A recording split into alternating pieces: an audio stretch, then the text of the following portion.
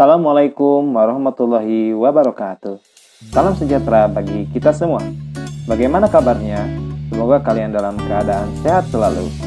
Masih ingat pada video sebelumnya, kita telah membahas mengenai materi sistem pembagian kekuasaan negara Republik Indonesia dengan submateri nilai-nilai Pancasila dalam sistem pembagian kekuasaan negara Republik Indonesia.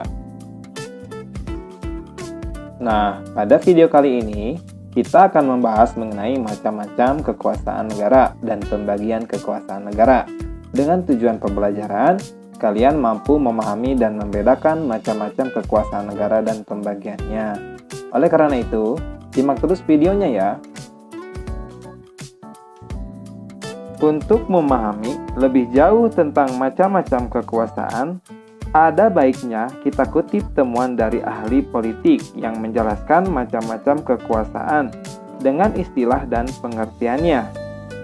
Yang pertama, menurut John Locke, sebagaimana dikutip oleh Rianto, bahwa kekuasaan negara itu dapat dibagi menjadi 3 macam. Di antaranya, 1. Kekuasaan legislatif, yaitu kekuasaan untuk membuat atau membentuk undang-undang. 2. Kekuasaan eksekutif, yaitu kekuasaan untuk melaksanakan undang-undang, termasuk di dalamnya kekuasaan untuk mengadili setiap pelanggaran terhadap undang-undang. 3. Kekuasaan federatif, yaitu kekuasaan untuk melaksanakan hubungan luar negeri. Tokoh lainnya yang berpendapat tentang kekuasaan negara yaitu Montesquieu. Sebagaimana dikutip oleh Rianto, beliau menyatakan bahwa kekuasaan negara terbagi dalam 3 bagian juga. Yang pertama adalah kekuasaan legislatif, yaitu kekuasaan untuk membuat atau membentuk undang-undang. Yang kedua, kekuasaan eksekutif, yaitu kekuasaan untuk melaksanakan undang-undang. Dan yang ketiga, kekuasaan yudikatif, yaitu kekuasaan untuk mempertahankan undang-undang, termasuk kekuasaan untuk mengadili setiap pelanggaran terhadap undang-undang. Montesquieu berpendapat bahwa kekuasaan federatif dimasukkan ke dalam kekuasaan eksekutif. Fungsi mengadili dijadikan kekuasaan yang berdiri sendiri. Ketiga kekuasaan tersebut dilaksanakan oleh lembaga-lembaga yang berbeda yang sifatnya terpisah. Teori Montesquieu ini dinamakan trias politika. Jika kita amati secara seksama, mengapa perlu adanya konsep pemisahan atau pembagian kekuasaan? Ternyata, konsep pemisahan dan pembagian kekuasaan bertujuan agar terjadi kontrol dan keseimbangan di antara lembaga pemegang kekuasaan, sehingga kekuasaan legislatif, eksekutif, maupun yudikatif tidak dipegang oleh satu orang saja. Istilah pemisahan kekuasaan atau separation of powers dan pembagian kekuasaan atau division of powers merupakan 2 istilah yang memiliki pengertian berbeda satu sama lainnya. Kusnardi dan Ibrahim menyatakan bahwa pemisahan kekuasaan berarti kekuasaan negara itu terpisah-pisah dan beberapa bagian, baik mengenai organ maupun fungsinya, berdiri sendiri tanpa memerlukan koordinasi dan kerjasama. Setiap lembaga menjalankan fungsinya masing-masing. Contoh negara yang menganut mekanisme pemisahan kekuasaan adalah Amerika Serikat. Sedangkan dalam mekanisme pembagian kekuasaan, kekuasaan negara itu memang dibagi-bagi dalam beberapa bagian antara legislatif, eksekutif, dan yudikatif, dan dimungkinkan ada koordinasi atau kerjasama. Mekanisme pembagian ini banyak sekali dilakukan oleh banyak negara di dunia, termasuk Indonesia. Adapun mekanisme pembagian kekuasaan Indonesia diatur sepenuhnya di dalam Undang-Undang Dasar Negara Republik Indonesia tahun 1945. Penerapan pembagian kekuasaan di Indonesia terdiri atas dua bagian, yaitu pembagian kekuasaan secara horizontal dan pembagian kekuasaan secara vertikal. Pembagian kekuasaan secara horizontal yaitu pembagian kekuasaan menurut fungsi lembaga-lembaga tertentu, diantaranya legislatif, eksekutif, dan yudikatif. Berdasarkan Undang-Undang Dasar Negara Republik Indonesia tahun 1945, secara horizontal, pembagian kekuasaan negara dilakukan pada tingkatan pemerintahan pusat dan pemerintahan daerah. Pembagian kekuasaan pada tingkatan pemerintah pusat berlangsung antara lembaga-lembaga negara yang sederajat. Pembagian kekuasaan pada tingkat pemerintah pusat mengalami pergeseran setelah terjadinya perubahan Undang-Undang Dasar Negara Republik Indonesia tahun 1945.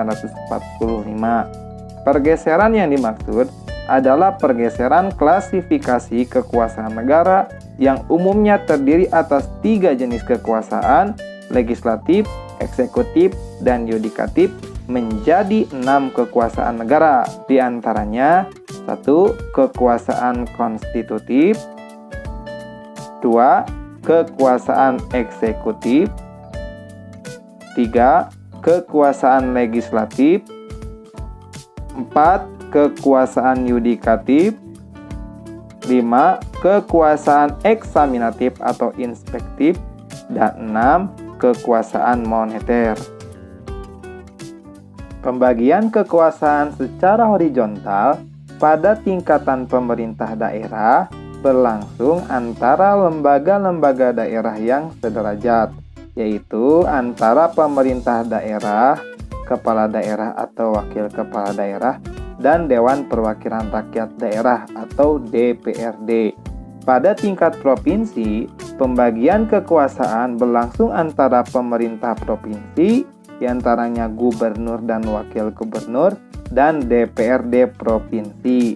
Sedangkan pada tingkat kabupaten atau kota, pembagian kekuasaan berlangsung antara pemerintah kabupaten atau kota yang di dalamnya bupati dan wakil bupati atau wali kota dan wakil wali kota, dan DPRD kabupaten kota.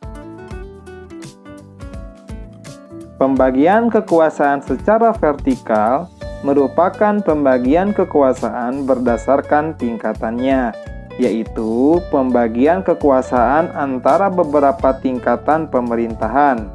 Pasal 18 ayat 1 Undang-Undang Dasar Negara Republik Indonesia tahun 1945 menyatakan bahwa Negara Kesatuan Republik Indonesia dibagi atas daerah-daerah provinsi, dan daerah provinsi itu dibagi atas kabupaten dan kota, yang tiap-tiap provinsi atau kabupaten dan kota itu mempunyai pemerintahan daerah yang diatur dengan undang-undang.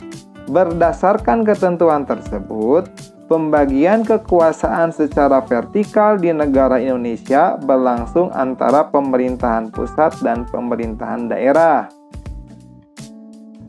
Pada pemerintahan daerah, berlangsung pula pembagian kekuasaan secara vertikal yang ditentukan oleh pemerintah pusat. Hubungan antara pemerintah provinsi dan pemerintah kabupaten atau kota terjalin dengan koordinasi, pembinaan dan pengawasan oleh pemerintah pusat dalam bidang administrasi dan kewilayahan. Pembagian kekuasaan secara vertikal muncul sebagai konsekuensi dari diterapkannya asas desentralisasi di Negara Kesatuan Republik Indonesia.